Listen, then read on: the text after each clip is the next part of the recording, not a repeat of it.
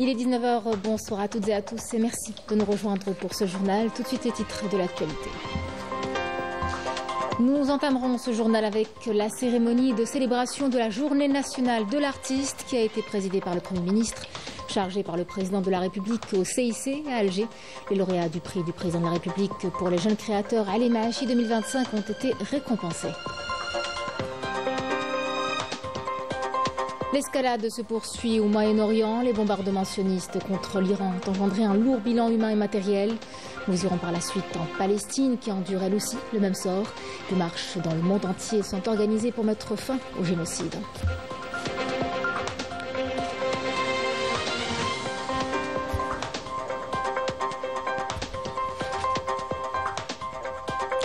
Dès demain, plus de 850 000 candidats au baccalauréat 2025 entameront leurs épreuves. Tout est prêt pour que ces journées se déroulent au mieux. L'heure est aux toutes dernières révisions avec une pression qui monte. Portrait d'un candidat dans quelques instants.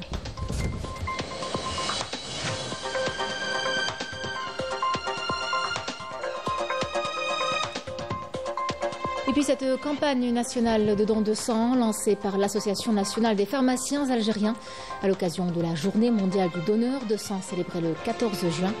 Un geste simple qui sauve des millions de vies chaque année.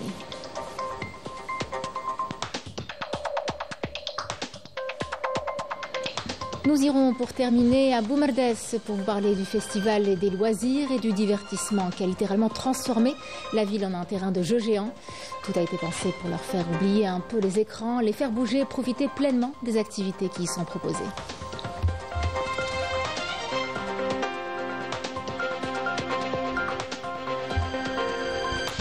Mesdames, Messieurs, bienvenue à vous.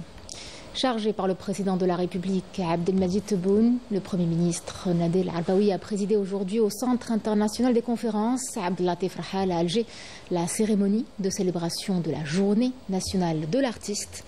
Une cérémonie au cours de laquelle les lauréats du prix du président de la République pour les jeunes créateurs Ali Maachi 2025 ont été récompensés dans les différentes catégories couvrant plusieurs domaines artistiques et littéraires. La couverture est signée Raouf Hamouche. C'est un rendez-vous incontournable pour la culture algérienne et c'est dans une ambiance solennelle que s'est déroulée cette nouvelle édition du prix Ali Maachi, la 19e, devenue l'un des symboles majeurs de la reconnaissance institutionnelle, notamment des jeunes artistes en Algérie. À cette occasion, le ministre de la Culture et des Arts, Zohir Belalou, a salué l'engagement constant du président de la République en faveur de la culture. C'est avec une grande fierté que nous adressons nos remerciements les plus sincères au président de la République. Il n'a ménagé aucun effort pour faire avancer le monde des arts et soutenir ses acteurs. Le président de la République croit fermement que la culture est un véritable rempart pour la nation, un moyen essentiel de préserver son identité et d'affirmer sa singularité. Cette vision a permis d'atteindre des avancées majeures et d'inspirer de nombreux artistes à exprimer publiquement leur profonde reconnaissance, tant dans les médias que sur les réseaux sociaux. L'édition 2025 a connu une participation record, témoignant d'une diversité remarquable, mais surtout d'un souffle collectif qui traverse les disciplines. Pour la première fois, une nouvelle catégorie a été introduite, celle de la nouvelle littéraire, reflet de l'intérêt croissant des jeunes pour l'écriture brève et percutante. En littérature romanesque, le premier prix a été attribué à Sami Chanan, salué pour une écriture habitée, lucide, parfois bouleversante. C'est une immense joie pour moi d'avoir remporté ce prix. Je tiens à remercier toutes les personnes présentes ici pour cette magnifique cérémonie, ainsi que toutes les personnes qui ont contribué à l'organisation de celle-ci. Et bien sûr, ma profonde gratitude va au président de la République Abdelmadjid Tebboune. Côté cinéma et art audiovisuel, c'est Ahmed Belmoumen qui a remporté le premier prix pour un travail où la forme cinématographique se met au service d'un propos à la fois poétique et politique. C'est un honneur pour moi, pour ma wilaya et pour toute la jeunesse algérienne. Ce n'était pas facile, mais grâce à Dieu, j'ai réussi. Le théâtre écrit, discipline phare du paysage culturel algérien, a vu triompher Abdelwahab Ramdani, dont l'œuvre interroge avec gravité les tensions humaines et sociales. Je suis très honoré d'avoir remporté le premier prix dans la catégorie théâtre écrit. Je tiens aussi à dédier ce prix au président de la République, Tahia El Jazair. Au total, 24 jeunes artistes sont distingués dans 8 disciplines. Un palmarès qui reflète la diversité, la richesse et l'audace d'une jeunesse algérienne créative, décidée à marquer l'histoire à travers l'art. Mais au-delà des récompenses individuelles, ce prix Ali Maachi symbolise le soutien de l'État aux jeunes porteurs de sens, d'espoir et de culture. Une génération qui a choisi l'expression artistique comme réponse aux défis du présent et comme promesse pour l'avenir.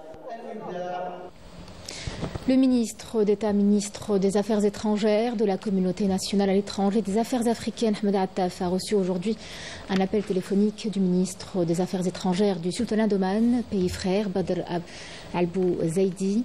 Un appel qui intervient au lendemain de la réunion du Conseil de sécurité de l'ONU sur les retombées de l'agression sioniste contre la République islamique d'Iran. Les discussions entre les deux ministres ont porté sur les développements inquiétants que connaît la région du Moyen-Orient suite à cette attaque et ont souligné à ce propos la nécessité de mobiliser tous les efforts internationaux pour que le Conseil de sécurité assume pleinement son rôle dans le maintien de la paix et de la sécurité sur les plans régional et international. L'escalade se poursuit au Moyen-Orient après les bombardements massifs menés par l'entité sioniste contre des sites stratégiques iraniens. Téhéran a réagi, comme il l'avait d'ailleurs annoncé hier, par des tirs de missiles balistiques ciblant des positions ennemies. Côté iranien, le bilan est lourd, des dizaines de morts, des centaines de blessés et des infrastructures touchées. Et malgré les faits, les États-Unis continuent de parler de dialogue nucléaire, une position jugée incohérente par l'Iran qui annonce suspendre les discussions prévues. Rim Danis. L'Iran a encore riposté avec des missiles balistiques aux attaques sionistes massives contre des sites militaires et nucléaires iraniens. L'ambassadeur iranien auprès des Nations Unies, Amir Saïd Iravani, a déclaré que le bilan de l'agression perpétrée par l'entité sioniste contre l'Iran a atteint 78 martyrs, dont de hauts responsables militaires et plus de 320 blessés. Les États-Unis, qui ont donné le feu vert aux frappes sionistes contre l'Iran, espèrent cependant poursuivre les négociations sur le nucléaire iranien. Une déclaration jugée incohérente par Téhéran, qui estime désormais qu'il n'y a aucun sens à maintenir les pourparlers prévus demain. L'entité sioniste continue de menacer l'Iran, annonçant de nouvelles frappes contre l'ensemble de ses infrastructures stratégiques, notamment ceux liés au programme nucléaire iranien. Ces menaces s'inscrivent dans une logique d'escalade militaire où l'entité sioniste cherche à imposer sa domination par la force en dehors de tout cadre légal international. Le premier responsable du régime sioniste qui embrase la région afin de se maintenir au pouvoir compte mettre le feu au Proche-Orient et engloutir plusieurs pays voisins afin de concrétiser sa feuille de route. Les frappes sionistes contre un pays souverain illustrent justement l'impasse sécuritaire dans laquelle s'enfonce toute la région, alimentée par une politique d'agression permanente menée par l'entité sioniste qui opère sans cesse et dans l'impunité la plus totale des opérations militaires en Syrie, au Liban et sans oublier le pays des martyrs, la Palestine. Et oui, la Palestine qui endure ce même scénario de bombardement et de massacre dans une impunité depuis octobre 2023. Arza, le drame se poursuit avec un bilan des victimes qui s'est élevé à 55 297 martyrs et 128 426 blessés. Rien qu'au cours des dernières 48 heures, les corps de 90 martyrs et 605 blessés sont arrivés dans les hôpitaux de l'enclave. Dans le monde, des marches sont organisées pour mettre fin à ce génocide qui a beaucoup trop duré. D'ailleurs, une marche Paris-Bruxelles en solidarité avec le peuple palestinien est prévue à partir de demain. Syndicats et associations appellent à marcher de Paris à Bruxelles pour faire pression sur les autorités européennes afin qu'elles prennent des sanctions contre l'entité sioniste et que cesse le massacre des Palestiniens. Les pays membres de l'Association des Nations de l'Asie du Sud-Est se sont réjouis de l'adhésion prochaine de l'Algérie au traité d'amitié et de coopération en Asie du Sud-Est, réaffirmant la pertinence continue de ce traité dans le maintien de la paix et de la stabilité régionale. C'était à l'occasion du 46e sommet de l'ASEAN qui s'est tenu à Kuala Lumpur sous la présidence du Premier ministre malaisien. Les pays membres ont réaffirmé la pertinence continue du TAC en tant que code de conduite fondamentale régissant les relations interétatiques dans la région et ont encouragé les hautes parties contractantes à honorer leurs obligations en vertu du traité. Chargé par le président de la République, Abdelmadjid Tebboune, le ministre de la Santé, Abdelhak Saihi, prend part à la première conférence régionale intitulée « Une seule santé pour la région du Moyen-Orient et d'Afrique du Nord » qui se tient jusqu'à demain à Tunis. Un événement qui réunit 17 pays et une quarantaine de hauts responsables avec le soutien d'organisations internationales comme l'OMS, la FAO ou encore la Banque mondiale. Une participation qui s'inscrit dans la continuité du soutien constant de l'Algérie à cette initiative désormais essentielle face aux défis sanitaires et environnementaux actuels. Elle traduit également la volonté de l'Algérie de contribuer à l'unification des efforts et la coordination des politiques entre les différents secteurs. L'Algérie est représentée par le conseiller auprès de la mission permanente auprès de l'Office des Nations Unies à Genève, Belkacem Tabaï, a présidé la commission de l'application des normes internationales du travail dans le cadre des travaux de la 113e session de la conférence internationale du travail qui s'est tenue à Genève en début de ce mois. Cette élection est une reconnaissance de l'engagement constant de l'Algérie envers les normes internationales du travail ainsi que de sa contribution active au sein du système multilatéral de l'OIT. Dans son allocution à l'occasion de l'adoption du rapport de la Commission, le président de la Commission a souligné que cette élection reflète la confiance dont jouit l'Algérie auprès des États membres et des partenaires sociaux. Il y a bien avant l'expérience positive de l'Algérie en matière de coopération avec les organes de contrôle, notamment à travers la soumission régulière des rapports relatifs à l'application des conventions ratifiées, ainsi que la réponse aux observations du comité d'experts par une série de réformes législatives pour aligner la législation nationale sur les normes internationales. Le président de la Commission a affirmé que ces efforts s'inscrivent dans une politique ambitieuse menée par le président de la République, Abdelmadjid Tebboune, pour consacrer le caractère social de l'État algérien, à renforcer le dialogue social, à protéger les droits des travailleurs et à promouvoir la justice sociale. Et on passe à présent à ce communiqué du ministère de la Défense nationale. Dans le cadre des efforts continus visant à lutter contre le terrorisme et la criminalité organisée sous toutes ses formes et lors d'une opération de recherche et de ratissage, des détachements combinés de l'armée nationale populaire ont arrêté hier dans le territoire du secteur opérationnel nord-est In Amenas en 4e région militaire 3 individus armés de nationalité étrangère qui avaient en leur possession un fusil mitrailleur de type FMPK, un fusil à lunettes, une quantité importante de munitions, un véhicule de type Toyota Station, un appareil Toraya, un appareil de communication sans fil et 2 téléphones mobiles, 1 238 445 comprimés psychotropes de type prégabaline ainsi que d'autres effets. Cette opération de qualité qui vient s'ajouter à l'ensemble de résultats concrétisés sur le terrain réitère une fois de plus la grande vigilance et la ferme détermination des forces de l'armée nationale populaire et des différents services de sécurité à assainir notre pays du fléau du terrorisme et à lutter contre toutes les formes de criminalité organisée et de préserver la sécurité et la stabilité du pays. Fin de ce communiqué. Au Maroc, le rapprochement avec l'entité sioniste est de plus en plus visible. Des institutions changent de nom pour honorer des figures sionistes. Pourtant, la normalisation est largement dénoncée par le peuple et qui est, lui, en colère face à ce choix politique. Les Marocains parlent d'une tentative d'effacement de la mémoire collective. Ayad Dahoui et Walid Yousfi. L'Institut national des arts au Maroc ne portera désormais plus le nom de Mohamed Jamal Dora, symbole de la résistance palestinienne de l'enfance. L'établissement sera rebaptisé au nom d'une artiste sioniste, une démarche qui s'inscrit selon plusieurs observateurs dans un vaste programme du Marzen visant à renforcer l'influence des sionistes au sein même du royaume, dans le but d'effacer la mémoire collective en associant des noms de criminels de guerre sionistes à des institutions culturelles marocaines. Nous refusons de collaborer avec les sionistes, ce sont des criminels. Ils sont en train de nous chasser de nos terres. Ils ont pris tout ce que nous possédons, impunément. Gabriel Banon, un ancien colonel de l'armée sioniste et directeur adjoint au sein de l'entreprise d'aviation militaire sioniste, vit aujourd'hui parmi nous. Il exerce le métier de journaliste, et ce depuis des années. Expulsion, répression et corruption institutionnalisée. Le citoyen marocain doit faire face aujourd'hui à des tentatives répétées et délibérées d'effacement de son identité et de son apparence.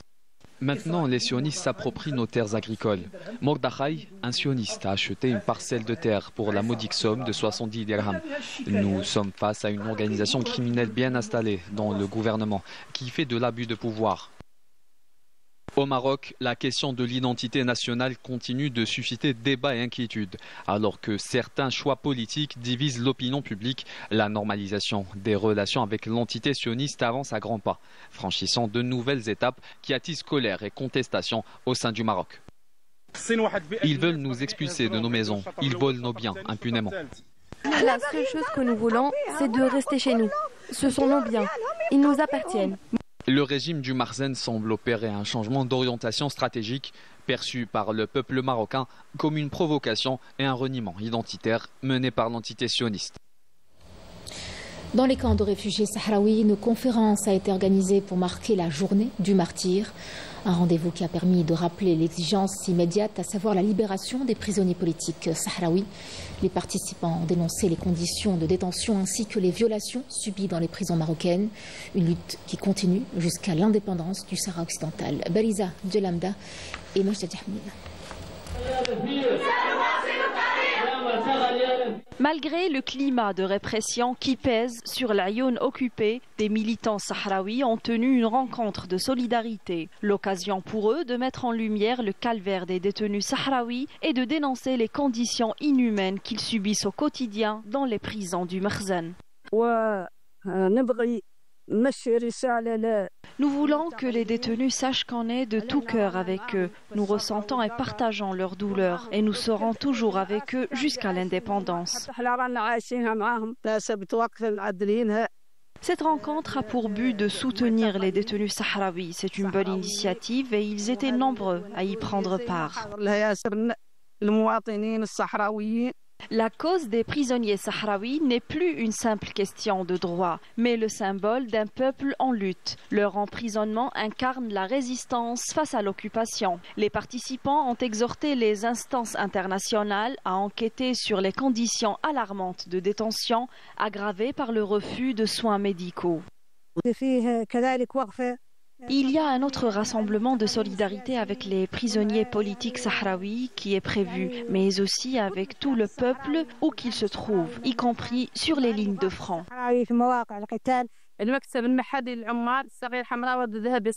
au sein du bureau local des travailleurs de Serre El Hamra et Oued Dahab, sommes fiers de manifester notre solidarité avec tous les détenus politiques sahraouis. Ce rassemblement coïncide avec la journée du martyr, une journée hautement symbolique dans notre histoire. Ce mois-ci est le mois du soulèvement. Les voix sahraouis s'élèvent pour rappeler au monde que la liberté est un droit indiscutable auquel le peuple sahraoui ne renoncera jamais. Chez nous, en Algérie, c'est à partir de demain, dimanche, que les candidats au baccalauréat 2025 entameront leurs premières épreuves. L'heure est aux toutes dernières révisions, avec une pression qui, il faut le dire, est à son apogée. Mais chacun s'y prépare à sa manière, entre concentration et soutien des proches. De leur côté, les autorités assurent que tout est prêt pour que ces journées décisives se déroulent dans de très bonnes conditions. Sarah Sari et Majda Jahmoun. Quelques heures seulement nous séparent du coup d'envoi du baccalauréat. Une tension palpable et perceptible chez les candidats. Un stress compréhensible qui risque cependant de brouiller les esprits s'il n'est pas bien géré. Quand les parents sont calmes et sereins, ils vont naturellement communiquer cela à leurs enfants, ce qui permet d'apaiser les tensions. J'appelle toutes les familles concernées par l'épreuve du baccalauréat de créer une atmosphère sereine et stimulante. Le rôle de l'enseignant est important car il consiste à accompagner et orienter l'étudiant. Après une année de travail acharné, les élèves se sont retrouvés à la bibliothèque principale pour une dernière session de révision. Je me focalise beaucoup plus sur les matières principales. Les secondaires viennent après. Je souhaite de très bonnes notes à tous.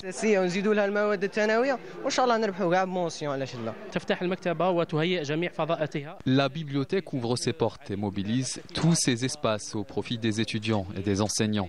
Il y a également des psychologues qui sont là pour accompagner les élèves. Nous avons avec nous aussi des étudiants qui ont décroché leur bac l'année dernière. Aujourd'hui, ils ont tenu à être présents pour partager leur expérience et prodiguer des conseils. L'accompagnement de tout un chacun, notamment celui des parents, demeure crucial pour garder le cap afin de décrocher le précieux sésame. Bonne chance pour demain. Et puis chacun a sa méthode pour aborder ce moment si attendu. Certains ont choisi de poser leur cahier depuis plusieurs jours déjà. D'autres préfèrent profiter des dernières heures pour revoir encore une fois leurs fiches et leurs leçons. C'est le cas du jeune Zerieb, un candidat qui mise sur le travail de dernière minute pour garder son calme et chasser le stress. Son portrait est signé Yasmine Amri. À la veille du baccalauréat, l'heure est à la concentration pour Zerieb, élève de terminale, aux côtés de son camarade Abdelrahman. Il enchaîne révision et exercice, plongé dans une atmosphère studieuse, parfois tendue. Au milieu des manuels et des fiches de cours, chaque notion est reprise pour aborder l'examen avec confiance. À 11h, je commence ma révision qui est principalement basée sur mon PC et sur mes annales. Tout d'abord, je regarde des vidéos de profs sur YouTube, puis je m'exerce. Mais ma révision principale se base sur les annales. Parce que les annales, c'est rempli de règles, d'exercices, d'anciens bacs et de résumés. Surtout les résumés parce que ça aide vraiment. Je me rends souvent chez mon camarade Zerieb. Il m'aide à réviser les langues étrangères et parfois l'arabe. Nous espérons de tout cœur que Dieu nous accorde la réussite. Dans l'ombre de cette préparation intense, un soutien discret mais essentiel. Sa mère, toujours présente pour garantir un environnement serein, sans jamais s'immiscer. Elle veille à ce que rien ne vienne perturber l'équilibre de son fils, apaisant le stress par de petites attentions du quotidien. La première fois mon fils. C'est la première fois que mon fils passe le baccalauréat. Je ne lui mets aucune pression. Je le laisse à son aise pour qu'il puisse rester détendu et se concentrer sereinement. Je conseille à toutes les mamans d'en faire autant pour accompagner leurs enfants sans stress. La pression vient surtout des gens extérieurs, pas de mes proches, mais surtout ceux qui te demandent si tu as le bac, il reste peu de jours, il reste beaucoup de jours, faut pas stresser. Ça stresse. Et surtout le jour du bac, parce que stresser le jour du bac, c'est tout perdre. Et quand la pression devient trop forte, Zerieb et Abdelrahman s'accordent une pause, une courte parenthèse, avant de retourner à leur cahier et de se préparer à franchir cette étape décisive, tremplin vers de nouvelles ambitions. Une campagne nationale de dons de sang a été lancée par l'Association nationale des pharmaciens algériens pour encourager l'ensemble des pharmaciens, professionnels et étudiants à devenir des donneurs de sang réguliers et engagés dans la promotion de la santé publique. Sous le slogan « Un pharmacien, un donneur de sang », cette initiative lancée à l'occasion de la Journée mondiale du donneur de sang, célébrée le 14 juin de chaque année, permettra de constituer une base de données de donneurs pharmaciens qui sera ensuite mise à la disposition des services de l'Agence nationale du sang, aux établissements hospitaliers ainsi qu'aux plateformes de bénévolat spécialisés. Donner son sang, un geste simple, vital et qui sauve des millions de vies chaque année. À l'occasion de cette journée mondiale dédiée aux dons, un appel à la mobilisation a été lancé en raison des nombreuses urgences médicales, interventions chirurgicales et traitements de maladies chroniques. Les besoins restent souvent supérieurs aux réserves disponibles. Un reportage de Yanis Abiras. Ici, au centre de traitement de l'hémophilie, chaque poche de sang peut faire la différence entre la vie et la mort. Et on a différents patients qui ont besoin d'être transfusés, des fois chaque jour. C'est des malades qui sont transfusés. Pourquoi? Parce qu'ils ont fait des hémorragies, donc ils ont besoin de coulure globulaire. C'est des malades qui ont un taux de plaquettes qui est bas. On parle de thrombopénie, donc ils ont besoin de transfusion de plaquettes. Les plaquettes, on a deux types. On a les plaquettes, les CPS, donc c'est des plaquettes qu'on retire de la poche de sang total. Et on a les plaquettes prélevées par l'acide affairage. On va voir tout à l'heure au niveau du centre de prélèvement, au niveau du CTS, avec une machine, on prélève que les plaquettes. Et on a besoin aussi du plasma, le plasma frais congelé. Le plasma, on a besoin du plasma pour les coagulopathies et aussi pour tout ce qui est hémorragie grave, aiguë. À quelques mètres d'ici, nous nous dirigeons vers la banque de sang de l'hôpital. Là, les poches récoltées sont soigneusement analysées, puis séparées selon les besoins. Ici, par exemple, c'est du sang. L'autre côté, c'est du plasma. Et la dernière étape, on fait un mélange pour donner le cap. C'est le cumul plaquettaire qui est important pour sauver les gens, surtout les cancéreux, les leucémies par exemple. Le don de sang est très important, nous confie Amine, donneur régulier que nous avons rencontré. On a tendance à parler des dons, beaucoup plus matériel qu'autre chose, mais on oublie le don de soi. Le don de soi qui est tout aussi important que le don matériel, si ce n'est pas plus.